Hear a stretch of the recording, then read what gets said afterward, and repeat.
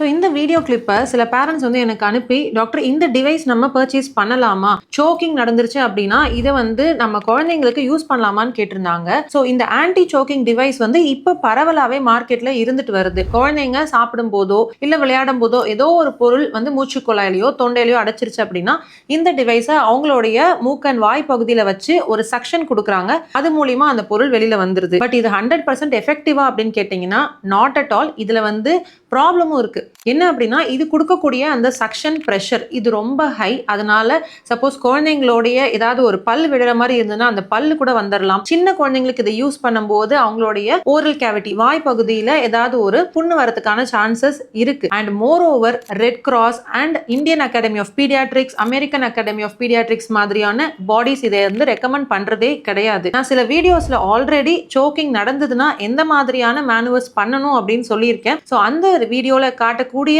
அந்த மெஷர்ஸை மட்டும்தான் நீங்க செய்யணும். இந்த மாதிரியான ஆன்டி சோக்கிங் டிவைசஸ்க்கு எந்த ஒரு சயின்டிபிக் எவிடன்ஸும் இப்ப வரைக்கும் இல்லை.